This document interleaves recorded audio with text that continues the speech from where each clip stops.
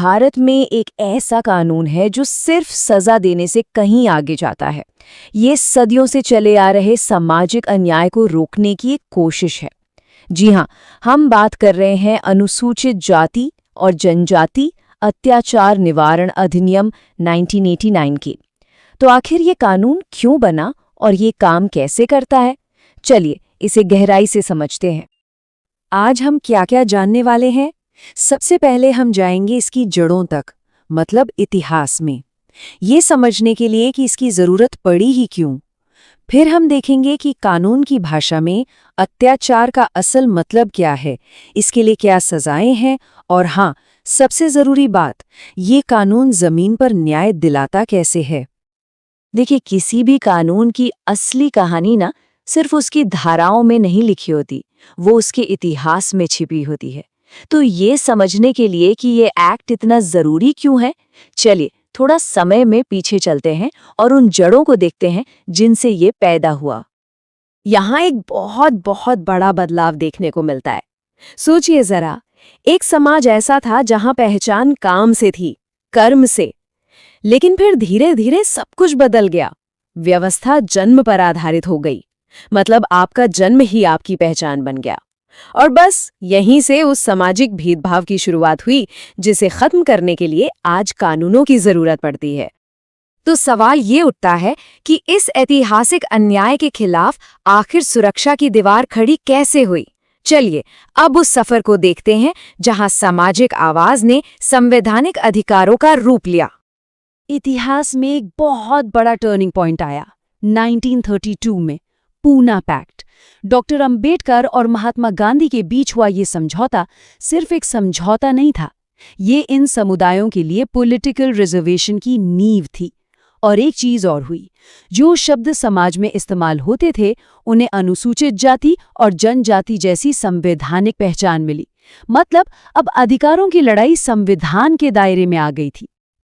और इसी लंबे सफर का, इसी पूरी लड़ाई का नतीजा था 1989 का ये ऐतिहासिक कानून।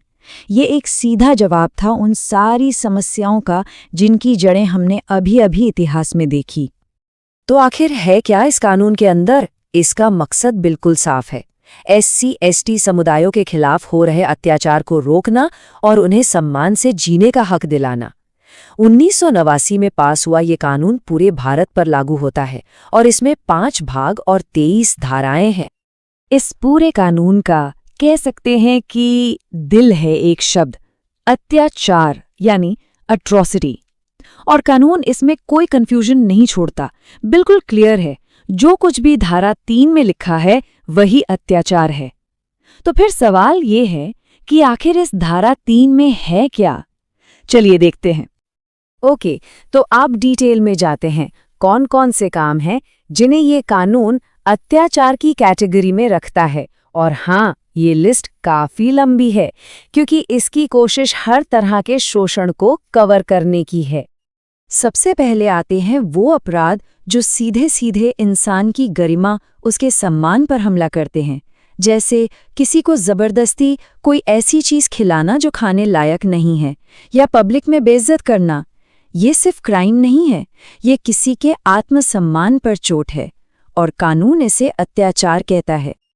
लेकिन अत्याचार सिर्फ शारीरिक नहीं होता, इस कानून का दायरा बहुत बड़ा है। ये आर्थिक और राजनीतिक शोषण को भी कवर करता है। किसी की जमीन हड़प लेना या किसी से बंधुआ मजदूरी करवाना, यहाँ तक कि किसी को वोट डालने से रोकना, ये सब भी बहुत गंभीर अत्याचार माने जाते हैं। और लिस्ट यहीं खत्म नहीं होती। SC/ST महिलाओं के खिलाफ यौन अपराध या किसी समुदाय का सामाजिक बहिष्कार कर देना, ये भी अत्याचार है। सोचिए, किसी को सार्वजनिक कुएं या नल से पानी लेने से रोकना, ये भी इसी कानून के तहत एक अत्याचार है। ठीक है, तो अब ये तो साफ हो गया कि अत्याचार क्या है। अब अगला और बहुत जरूरी सवाल, इसकी सजा क्या है। चलिए अब इसके दंड और प्रावधानों पर नजर डालते हैं। देखिए, ये कानून वन साइज फिट्स ऑल वाला अप्रोच नहीं रखता। जैसा अपराध वैसी सजा। जो सामान्य अपराध है उनके लिए 6 महीने से 5 साल तक की कैद हो सकती है, लेकिन अगर अपराध बहुत गंभीर है, जैसे किसी की संपत्ति में आग लगा देना, तो सजा सीधे सीधे आजीवन कारावास तक जा सकती है। और यहाँ कानून एक बहुत ही सख्त संदेश देता है। अगर किसी ने झूठी गवाही दी और उस गवाही की वजह से किसी बेगुनाह SC/ST व्यक्ति को फांसी की सजा हो गई, तो कानून कहता है कि उस झूठे गवाह को भी मौत की सजा मिलेगी। मतलब न्याय के सिस्टम से खिलवाड़ करने की सजा बहुत बड़ी है। ये कानून पब्लिक सर्वेंट्स यानी सरकारी अधिकारियों के लिए और भी सख्त है। जवाबदेही डबल है। अगर कोई सरकारी अफसर खुद अत्याचार करता है तो उसकी न्यूनतम सजा दोगुनी हो जाती है। और इतना ही नहीं, अगर कोई गैर SC/ST अफसर अपनी ड्यूटी जानबूझकर नहीं निभाता, लापरवाही करता है, तो उसके लिए भी सजा है। इस कानून की एक खास बात यह है कि ये सिर्फ अपराध होने का इंतजार नहीं करता, ये उसे रोकने की भी कोशिश करता है। प्रिवेंशन इज की। इसके लिए एक प्रोविजन है निष्कासन का, मतलब तड़ीपार।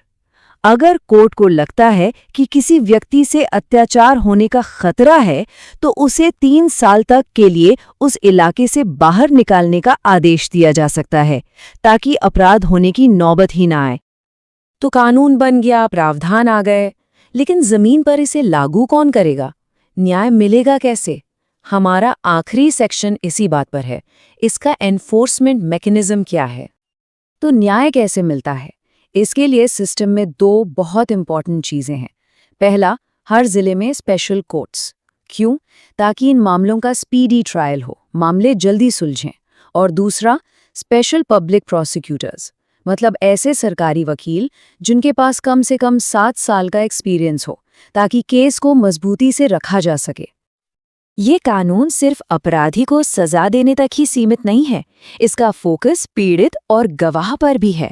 धारा 15A साफ साफ कहती है कि ये राज्य सरकार की जिम्मेदारी है कि वो पीड़ितों और गवाहों को प्रोटेक्शन दे, उनके आने जाने का, रहने का खर्चा उठाए और उनके रिहैबिलिटेशन में भी मदद करे।